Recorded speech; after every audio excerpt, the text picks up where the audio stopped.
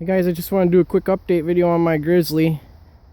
A couple new things on it. I got this new camouflage seat cover. That's by Yamaha. Real nice, thick cover. That way if you're ice fishing, you got some cleats on and you slide your boot across your seat, you don't put a rip in it. I really like that. They offer a heated version also, but I don't know if I'm a fan of that. If it's snowing out and you get snow down in your seat and it's hot, it's probably just gonna melt and get wet. Got the MSA 12-inch Elixir rims, running the ITP Mudlight XTR 27-inch tires. Really liking those. Rear box is by Yamaha. Super nice. Awesome buckles. Sealed lid. Got a Rotopax 1-gallon gas can inside. Extra backup battery with the USB port and a cigarette lighter. Got my tools. Clevis, snatch block, tire puncture kit, and some CO2 air fillers for the tires. Got your basic survival pack with all the goodies. In this rear box here, I just keep my tow strap.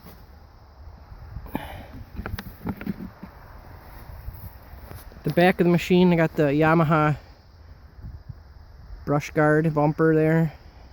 That comes with a really nice mounting tab on it to mount a backup light, and that's where I got my rigid SRQ series LED light. That's 1300 lumens. Works really good. It's a really nice light. Got the 2-inch Reese receiver hitch. You just pull it out of your pickup truck and toss it right in your four-wheeler. That's really nice to have.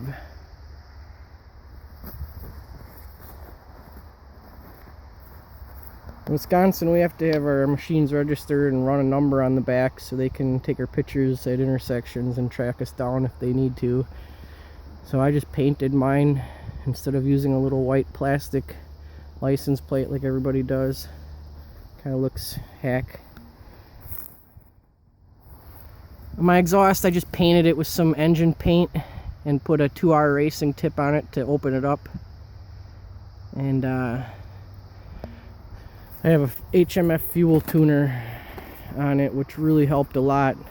I had the fuel tuner out here, but I was worried about moisture getting into it.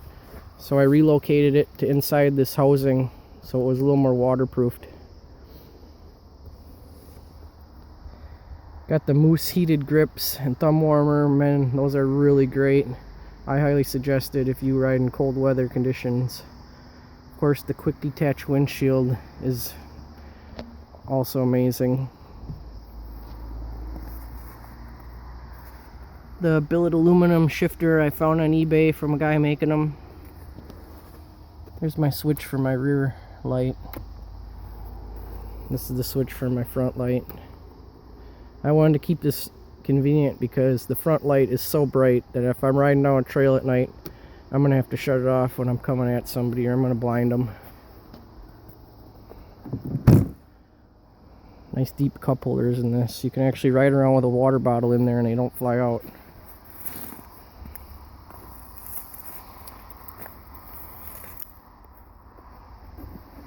Up front, I got the Yamaha Brushguard.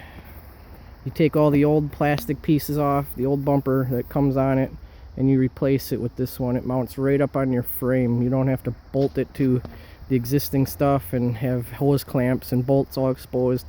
This bumper is designed to go right onto your four-wheeler.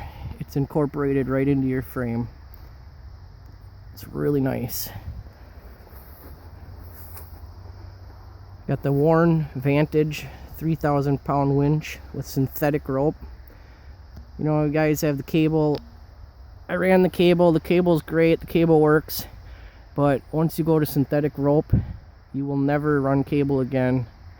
Just make sure you look into what you buy. There's cheap imitation rope out there that you can buy real cheap, and you don't want to buy that because for one, it's going to break, and two, it might spring back at you. And if you buy the proper rope, which has some sort of SK 79 or 39 rating, I forget, but research it before you buy it. You want to buy the good rope. It's going to cost you a little bit of money, but it's worth it. I also carry this saw on the front of my four-wheeler in case I encounter some trees across the trail. I don't have to just plow through them and risk wrecking my plastics and shit. I can just chop them out away.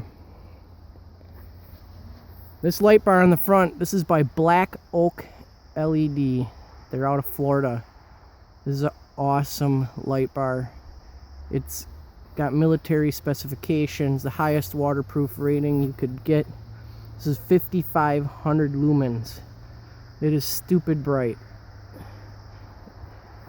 It comes with this nice bracket that has 2 mounting points on it that you can pivot the light. Most lights only have one stupid little bracket coming off it, and you have to rely on one bolt holding it from moving.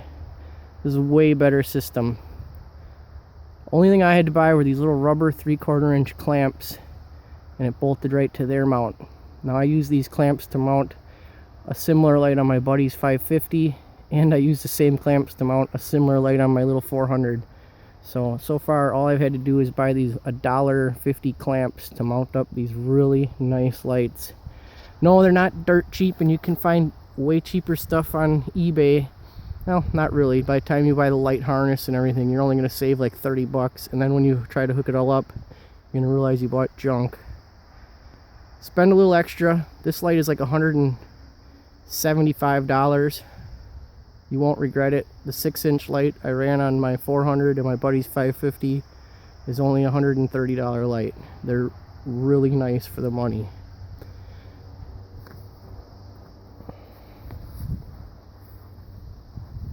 I like the Grizzly because the Grizzly is reliable. No, it don't have the most power, but when you ride on the trails, most of the time you can't go over 25, 35 miles an hour. So being able to do 90 really isn't going to do you a whole lot of good. The other reason I like the Grizzly is it's lighter, quite a bit lighter than most of the big machines. And when it comes to handling this thing in the woods and maneuvering it around things and getting it over obstacles, when you got a few 100 pounds less, you're going to notice that agility definitely is an advantage with the Grizzly. Another reason I like the Grizzly, ground clearance.